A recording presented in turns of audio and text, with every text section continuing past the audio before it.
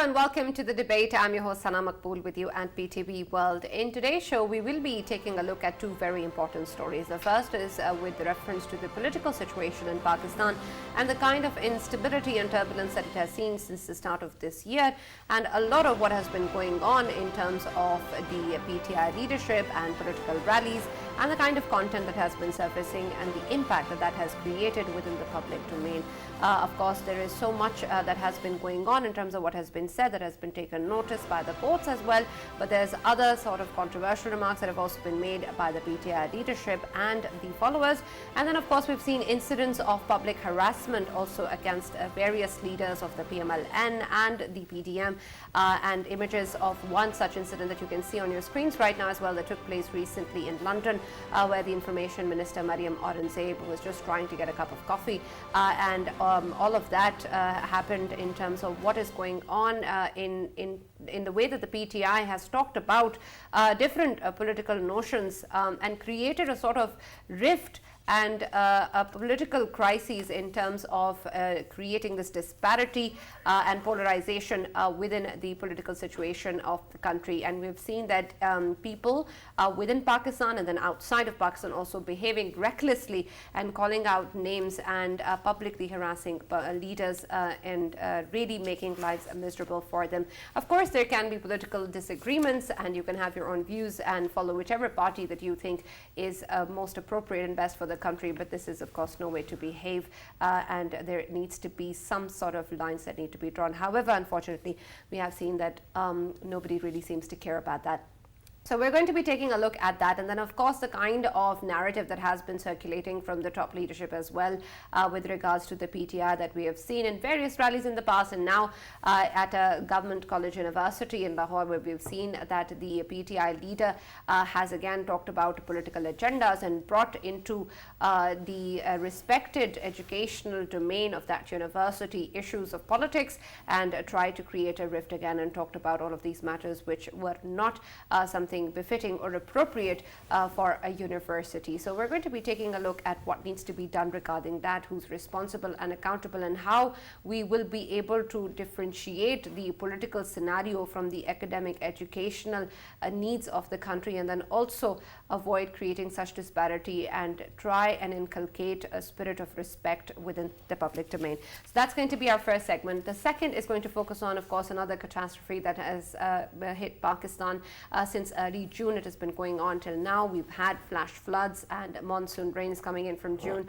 continuing in September as well, particularly in parts of Sindh and Balochistan, and there has been devastation across the country. More than 33 million people have been impacted, 1 out of 7, and we have seen that the scale of loss and damage is still much to be accounted for. We'll have the real assessment once the water recedes, but unfortunately in some parts of Sindh and Balochistan, water levels are actually increasing, considering that there's more rain and more forecast also within this month. So we're going to try and take a look at what needs to be done regarding this and what needs to be the future steps from the government. Of course, there was a delegation, including the Prime Minister and the Foreign Minister, that went to the UN General Assembly session, met with different leaders on the sidelines of this session and talked about this particular catastrophe and tried to raise awareness about it and make sure that people understand the massive scale at which this has hit Pakistan and the kind of help that Pakistanis, of course, we're very thankful for the generous support that has come in, but unfortunately it's just not enough considering what a huge loss we have been suffering and still suffering at the moment. So we're going to take a look at the government's and international efforts regarding these floods and what needs to be done about it moving forward when we see more food security issues, economic issues, and of course the outbreak of health issues coming in. That is going to be our second segment of the show today. For this and more, as always, I've been joined by senior analyst Farooq Patafi in the show, and we've been joined again by an old friend, an old colleague who's come back after a long leave. Mr. Raja Faisal is back with us in the debate, and we're so happy to have him back in the studios. He's been around various parts of Sindh and Balochistan as well to the flood-affected areas, so we'll get to hear more from him on that. Welcome back, Faisal. Thank you. Absolutely. Let me also welcome in the debate from our first segment, and of course leaders from the political parties as well. Mr. Rana Ehsan Afzal Khan, who's leader PMLN, he joined us online. Thank you very much, Mr. Rana, for joining us. And Dr. Niaz Murtaza, who's a political analyst, also joined us on Skype. Thank you very much for being with us. And we've also been joined on telephone line by Mr. Zagham Abbas, who's former lecturer of politics at the GC University in Lahore. Thank you very much, Mr. Zagham, for being with us in the show today. Let me start with you, Mr. Rana Sahab. When we take a look at, can you hear me? Right, so Mr. Zagham, you're on telephone line with us, but let me start with you, Rana Sahab. Considering what we have seen in the past many rallies regarding the PTI leadership, where perhaps we have an understanding of the kind of content that is going to be part of such rallies, but there's obviously, of course, the issue in terms of how this has been brought into a domain where it shouldn't have been spoken about. There is, of course, this rally that has happened within the premises of a respected educational institute, and a lot of political talk which perhaps should not have been part of this address was there. There is, of course, the impact that this has had in general on the public domain as well, and the way that we have seen huge disparities in behavior, in the way people think and talk, and of course depolarization within the country. But it seems that perhaps these impacts or these consequences do not seem to be factored in when we see the PTI leadership addressing the public. Your views on that? Thank you so much for taking my point of view. Sadly, the narrative, circling the political debate happening in the media, or generally speaking, is less based on performance or deliverables. Rather, it is based on propaganda. It is based on using religion to promote or to pitch one's policies, or maybe to show the other party to be down. And similarly, the polarization which has happened because of that. We talk about Mir Jafar, we talk about jihad, that we are doing a jihad, and we're not doing politics. And then we're talking about that establishment should animals are not neutral. So the debate, sadly, in Pakistan is less based on facts, and it's more based on propaganda, and that has led to deterioration of the debate and the culture in politics. And sadly, I have to, even though I have to state that I hold Imran Khan responsible for that. And we've seen, incidents like that in Medina. And I would like to inform the viewers that, those incidents have resulted in a 10-year jail term of people who are found guilty of, raising those political slogans in Medina. So imagine the destruction of their futures. Those people who were caught, who were told to do such acts, or who were encouraged, if not told, by their leadership that this is how things should be. Sadly, what happened in London, we don't hear the PTI condemning it. Rather, they say that it's the public on its own, or the overseas Pakistanis. Whereas you could, obviously see that there were PTI flags, and the members who were doing that were commonly seen in any protests being held by PTI. So I think, things have gotten out of hand, and we have to bring back rationality into the opposition and the government. And that rationality is that, there has to be a working relationship between the government and the opposition. And that is the reason why there was a charter of democracy, because we had this phase of politics in the 90s, which was destructive for the country. And so absolutely, now, and you're so right. This is of course extremely important, but unfortunately we haven't seen much of that happen. Dr. Niaz, considering of course what Rana Sahab was saying, there may be PTI members also responsible for these actions, but the larger public also seems to think that certain behavior is okay because they've seen people that they're following, they've seen leaders that they like or follow doing or saying those things, and it seems that a lot of the hatred that has been brought into the political arena seems now to be the norm, and it's impacting the way that people will behave against each other, against different leaders that they don't agree with, and there doesn't seem to be much room anymore left for disagreement. Does the PTI leadership actually realize the consequences of that? Because there's one thing, of course, that when we talk about how they can have their own views, but at the same time, on a basic level of humanity or how people should behave, perhaps a condemnation should have been there. Yeah. Well, if you look globally, the entrance of the middle class in politics is usually seen as a very positive aspect because the middle class is more educated, professional, issue-oriented. You expect that, their politics will also reflect those kind of tendencies, and, it will bring in more civility, a greater focus on issues, and so on. But unfortunately, what we've had with PTI is that it has really, made politics much, much worse. You hardly see a focus on issues like, legislation, institutional development. Whenever they have, a press conference or a jalsa, you don't find them talking about this thing. It's just hurling, abuses, accusations about Ghaddari, about corruption, about this, just whipping up emotions, anger. And unfortunately, you find the same tendency. So if you see some of the videos floating around, about this London incident with our information minister, uh, uh, Mariam Aurangzeb, extreme anger on the faces of people who are not able to think rationally. And what makes you think is that, their whole knowledge about politics is just restricted to low quality TV talk shows and social media stuff. Because if you go to such TV talk shows, that's all they do, invoke anger, accusations, hurl accusations. And this is what, so many people, big chunk of our middle class has learned.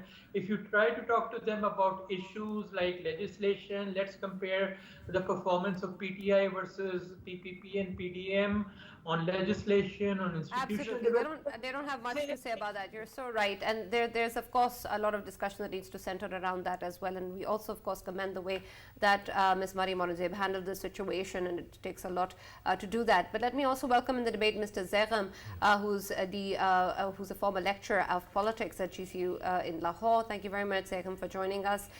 Considering of course what has been said in the premises of the university that you have taught, we of course understand that this is an esteemed institution, and perhaps when we take a look at the way things have been politicized within these premises, it does not seem to have the kind of respect that these walls should have and what is due. Considering that you've been there and you are part of that university, what do you make of this particular incident, and whether or not there is any space of such a political propaganda within an institute like that? Thank you very much, Sana, for bringing this the topic into the discussion, because I think one of the very important things that we miss in our media is to talk about how students can be meaningfully engaged in politics. And we, sort of cry about this crisis as well, that Pakistan does not have emerging leadership coming out of, and we see the same faces again and again. It's because of the fundamental problem that has been that is pervaded in our educational institutions.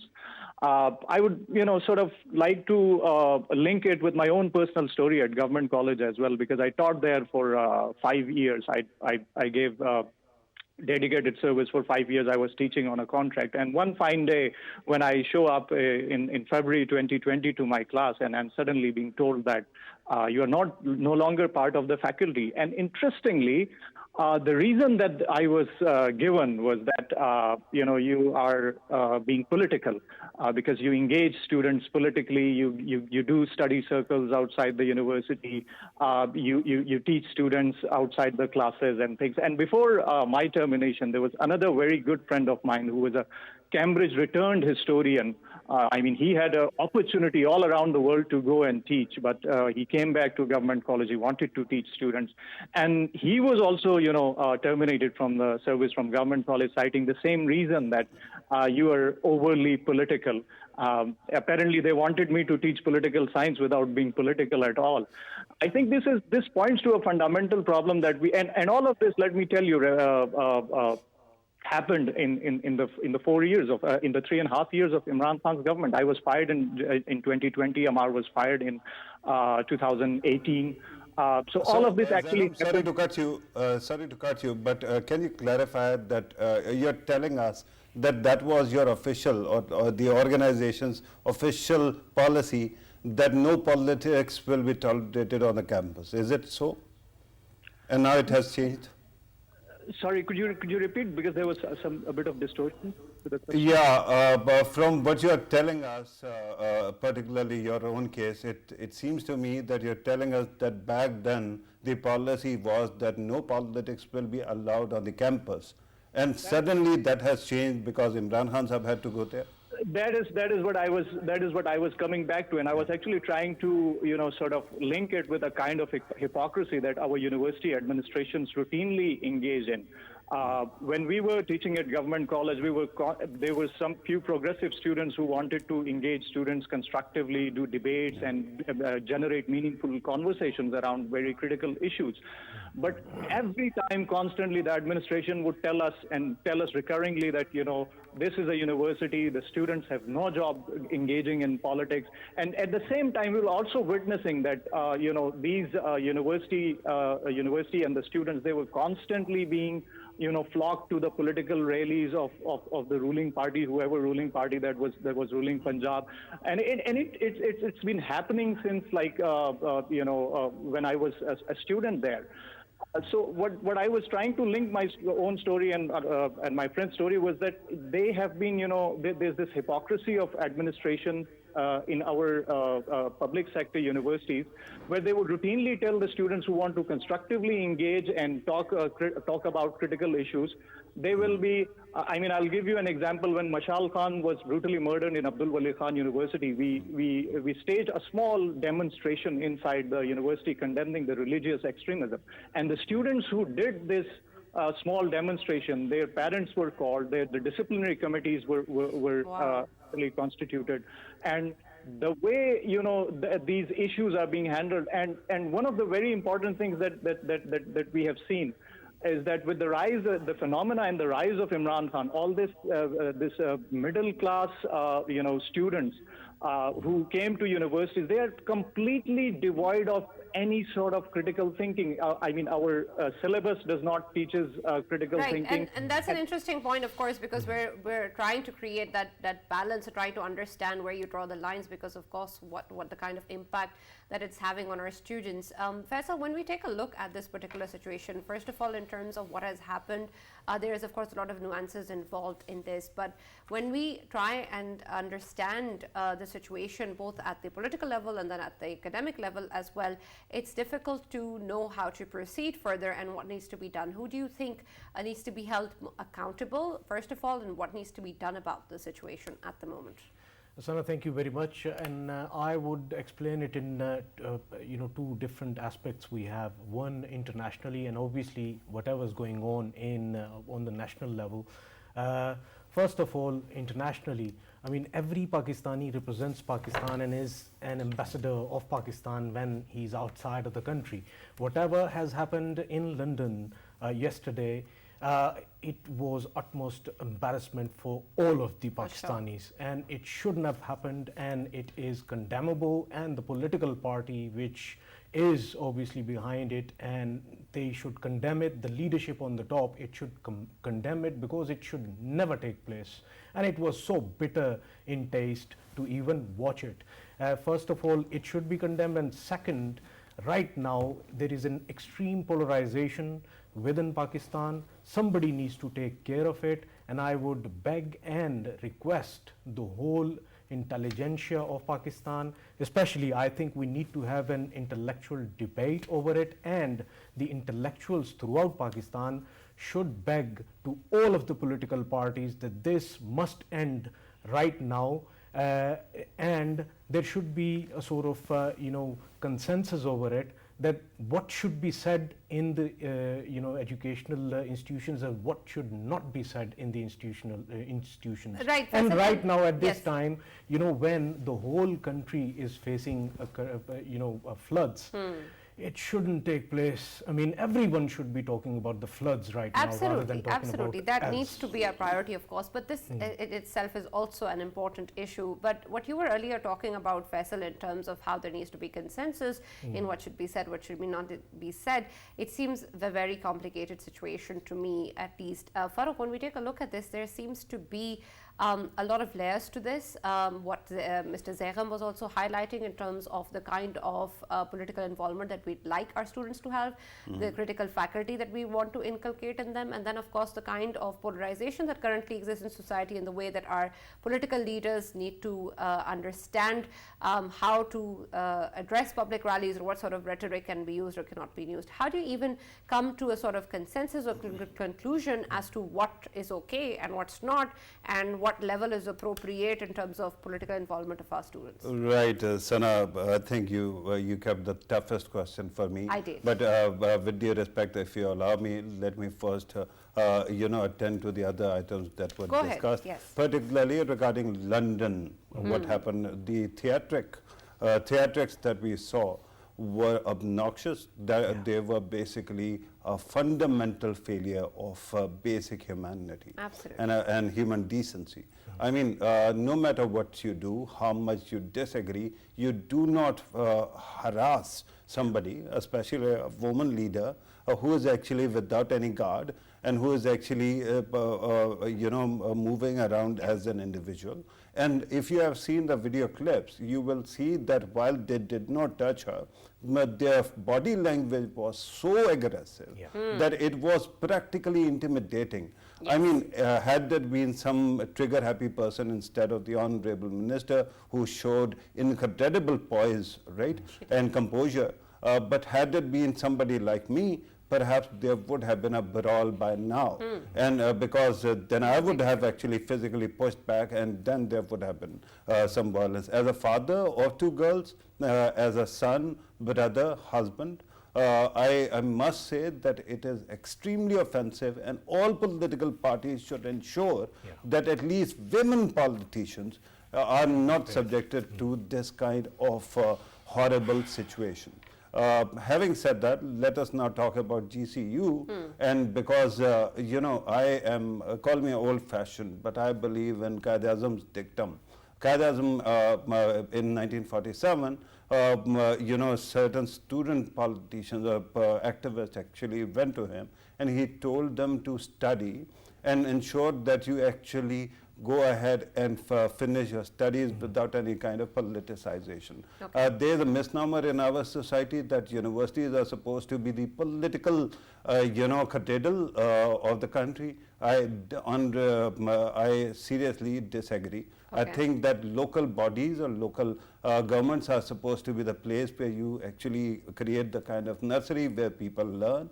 And in universities, in schools, people go to study. Of course, there is a political understanding. If you are teaching political science, I don't know how you can be apolitical in your approach. But regarding the rest of this situation, I think this strange kind of use of public property, university property, for political purposes is obnoxious. I totally disagree with that. And finally, regarding what you were saying, I think that at this moment, whatever is being said, this political tribalism, we can see that one party is very aggressive in this, in creating this kind of polarizing ripple effects in the society. But let me be honest that throughout our history, there has been a special audience that actually is enthralled by this kind of aggressive posturing, right? So what do? You keep on letting the political process continue, and you try to actually put pressure on those who want to be outliers and who want to actually destroy the political culture for their own means. For example, GCU is a great university. I mean, my father studied there. A lot of my elders actually studied there, and there was no political, affiliation there. But today, if you are actually politicizing such an important institution, you are destroying the future of the country. Because the students then will ensure, if your father is politically aligned to the other side, they won't send their children to these schools. Why do you want to destroy the educational system in this country, which is already on life support? So at this moment, I think that the media has to play a role. Everyone has to emphasize that there should be some kind of exchange of views, but not political or poisonous views, and there should be a dialogue, not a debate. But despite that, I'm not very hopeful, Sana. That is unfortunate. Rana Saab, when we take a look at the situation, of course, there have been calls of holding the VC of GC University accountable. There is, of course, also talks against the PTI leader, Imran Khan. But when we take a look at what needs to be done in terms of us not being able to let this go without any sort of repercussions or without any sort of learnings, at least that this is not something that is welcome and this is not something that should have happened. What do you think will be the future course of action in terms of who's accountable and what the PMLN stance would be on that? Just a comment before I answer your question. I think, I would welcome students having political clubs debating, the types of politics or, the political science aspect of politics, and maybe, even discussing economy and data-based discussion. And, but bringing students into the propaganda game or into, whatever is the type of, the debate which is happening right now, bringing that to the students and involving them in that part would, I think I'm not in favor of that. Whereas there should be political clubs in universities, discussing the concepts and all. So that being said, I think, the universities come under the provinces, and the provincial HEC, and maybe, the governor. I don't know how much authority the governor might be having to conduct an inquiry on it, but I expect that Punjab CM should do something about it, and I'm not sure what the federal government can do about it. So but I really can't comment on that, but I suppose there should be a stop to this. That this sort of narrative of that are happening in Pakistan, which have no linkage to the reality of what is happening in Pakistan, to the reality of what is happening in the economy of Pakistan. I condemn the fact that it should be brought to universities, and Right. maybe, we can pick a thing or two from such political clubs and universities where they're discussing, different concepts. So that would be something interesting. Yeah. Absolutely. Dr. Niaz, considering the political disparity and polarization that exists generally in Pakistan and the contribution of various political parties with regards to that, how damaging do you think it has been, and how far is the extent in terms of us being able to repair or recover from where we stand right now and go back to a kind of democratic and political setup that we'd like to see in Pakistan, the kind of debate that we'd like to see? Because it seems that this is the kind of food that has been given out to the people, and they're sort of getting more and more used to this aggressive stance, and nothing less of that makes much difference. And it seems that we're stuck in this cycle. Can we go back from this?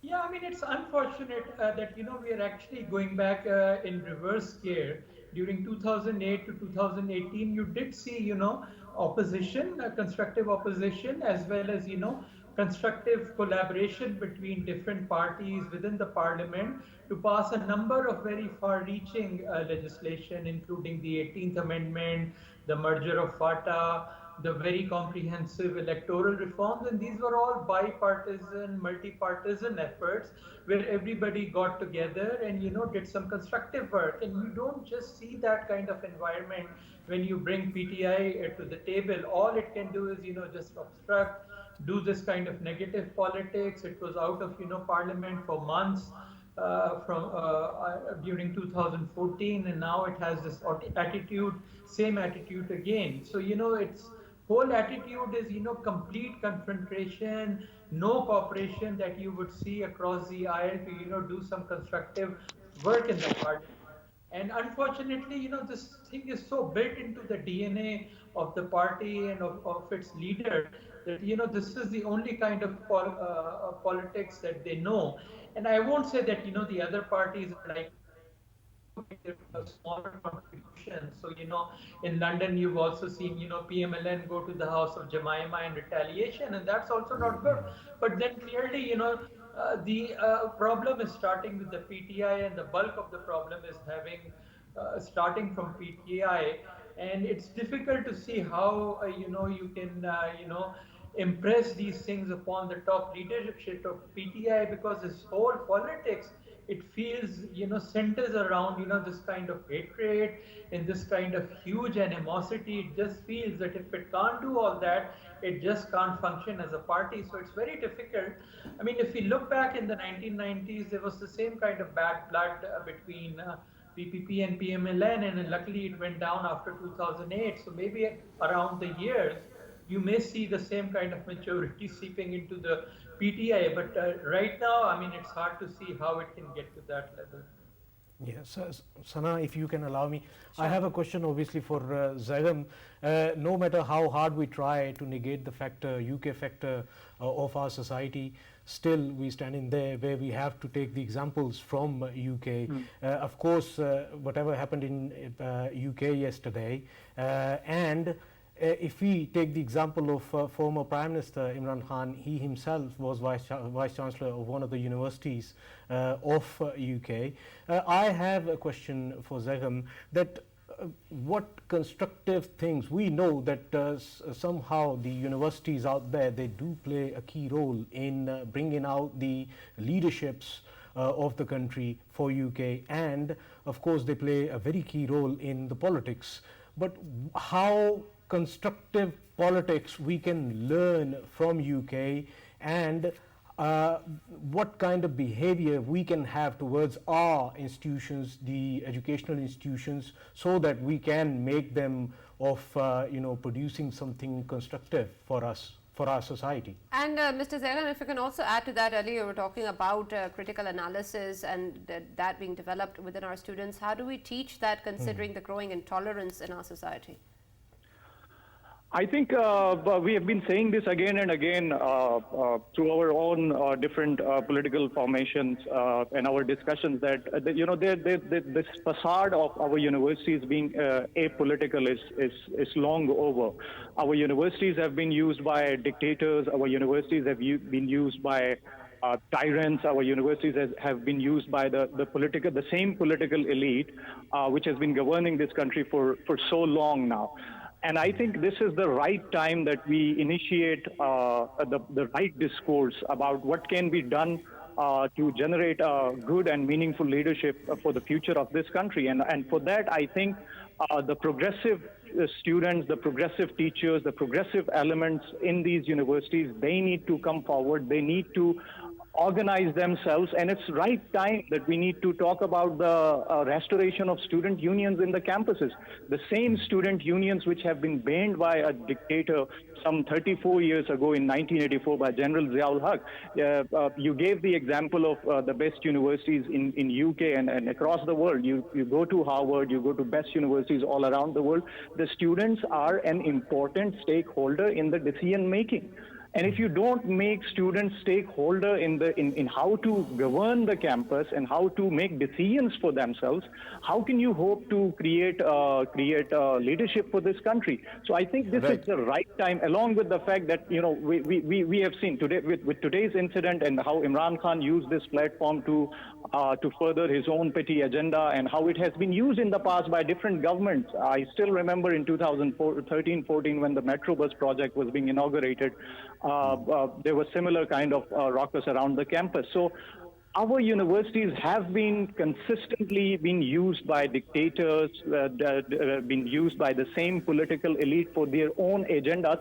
It is the right time now for the progressive elements, for progressive teachers, for progressive people to come and demand the restoration of student unions. Zagham, that is an admirable sentiment. But here's, let me quote an opening line from Newsroom. A television series from HBO. Liberals are great, but the fact is everyone despises them because they keep on losing. If you look at what has been happening in Punjab particularly for past 10-15 years, all major appointments repeatedly in the universities and colleges have been actually from the brain trust of Jamaat-e-Islami or highly conservative religious political parties. Now the question is, you expect all these changes to come from the top, where you certainly are talking about the political elite who have been using all these institutions for their own benefit. Then how do you actually square that circle? Because change won't come, it suits them. Do you have any other remedy? I think I agree to the extent that the administrators and the decision makers who were actually nurtured during dictatorships, during Ziaul Huq's period and during General Musharraf's period, those people, they have now reached to the echelons of these institutions. They've reached to a decision, they've reached to the top decision making slots in these institutions. But I would still, point to the idea that based on my own teaching experience for 5-6 years in government college and FC and other institutions, I really see the potential that the students are actually sick of these same discourses being fed to them again and again. They want to listen something new. They want different answers for the mess that we are in. All right. And Unfortunately, that's all we have time for. But thank you very much, Mr. Zekham, for joining us and being a part of the debate. And thank you very much, Dr. Niaz Murtaza, for also being with us and being a part of the debate. Rana Saab, we'll ask you to please stay with us a bit longer. We're going to talk a little bit about the flood situation. But before I come to you, Faisal, you've been to these areas very recently. If you've seen the most affected areas in Sindh and Balochistan, can you give us a quick update of what's going on ground? Yes, Sanab, first of all, let me tell you that I've been in the areas of Balochistan and both Sindh. Of course, the situation is quite different in Balochistan from Sindh. In Sindh, we do have still water is obviously stationed out there, and infrastructure is, it is very hard to reach to different places. But when we talk about Balochistan, of course, water came and it was a flash and that's it, it went. It affected the people, and the biggest effect I could see, it was the most of the population out there, both Sindh and Balochistan, they were living on livestock. They had their animals, and of course them animals, they were the only source of income they had, and they have lost in a huge number. And I believe right now, of course, we are working on the flood affected areas that they are settled, but in coming future, of course, we have to rehabilitate them.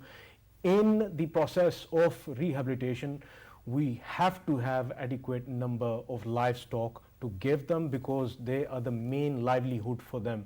Otherwise, they will be obviously, having nothing to live on. Absolutely. And the very important thing I wanted to, it's a sort of suggestion to the government as well, that if they are in touch with the countries with a healthy livestock, countries like Australia or a few of the Western countries, they need to ask them for help in terms of livestock, so that that livestock can be given to different families in Balochistan, right, as well as within Sindh, so that they can continue their life. All right, Rana Saab, considering of course that this issue was raised quite a lot on the sidelines of the UN General Assembly session, and also part of the high-level debate by both the Prime Minister and the Foreign Minister and the rest of the delegation as well, and it seems quite successful in terms of the bilateral meetings that we've had, and the kind of levels at which this particular issue was raised, and by of course the US President, the UN Secretary General and other leaders as well.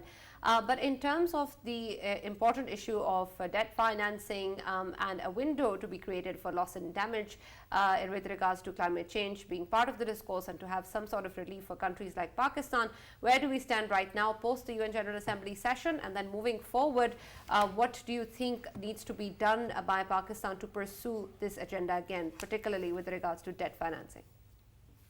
So basically, the United Nations has, suggested a fund and is working towards these countries contributing to that fund. That is one. The World Bank has announced a $2 billion package. There's going to be obviously, shifting of the current programs into that, but that's something positive. And apart from that, there's several or dozen meetings that the Prime Minister has had with the different countries. That communication is going to continue, and that interaction is going to, keep on happening. So I think overall it was a positive message. The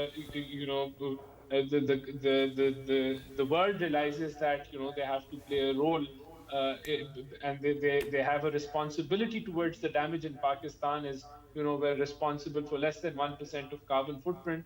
So the details of where we are and what is going to happen I'm sure, now that the Prime Minister is back, there's going to be a briefing on it. And, once I have more information on what actually has been achieved and how those things have to be followed up, and then, we're taking those things further on. But World Bank, number one, the IMF, there is an understanding with the IMF that obviously the same conditionalities cannot continue, considering there's a $30 billion loss to the economy of Pakistan via the floods. So that is something which is quite solid. Right. The UN fund, and other than that, different countries directly contributing towards the Absolutely. flood affectees.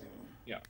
Absolutely. And of course, the flood situation, as you said, we'll keep assessing, and then we'll keep on understanding what needs to be done in terms of the measures to be taken.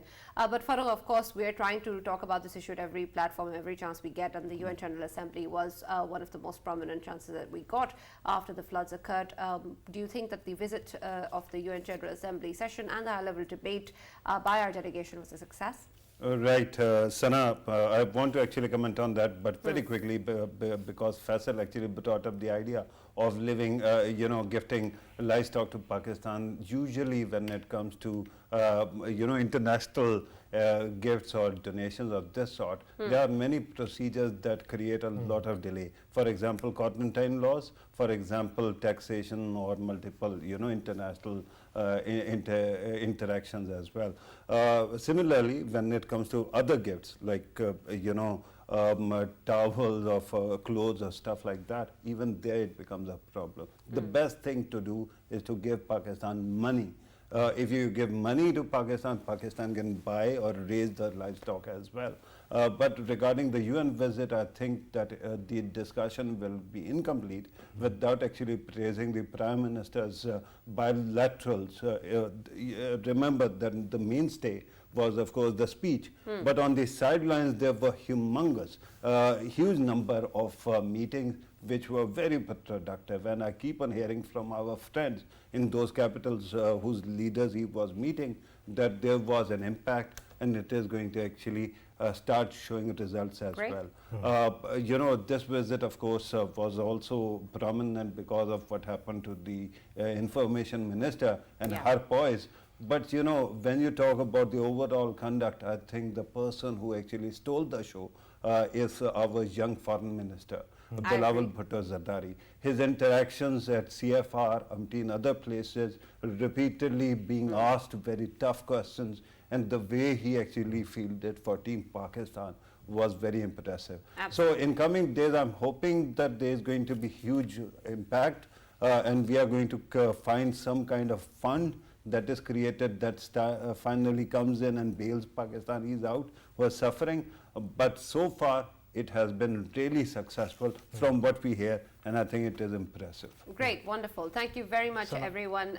Faisal, we're almost out of time. Just we the literally one don't line. have seconds. Yes, go ahead. Just the one Since line. it's your first Let time him, back. let Go him. ahead. Both in Sindh and Balochistan, my experience was obviously I interacted with the armed personnel as well, and in the both of the places I've been lucky enough, I've been given obviously briefings by the brigade commanders out there. They were putting up an excellent effort, and not only them, even the single soldier who was right at the bottom, Of course. they were Yes. making sure that people of Pakistan, they are getting relief. Absolutely, and we're so grateful, of course, for the kind of support that we have from our armed personnel and everyone else who's trying so hard to make lives better for the flood-affected people. Thank you very much, Rana Saab, Farooq, and Faisal for joining us in the debate. That's all that we have. Please stay tuned.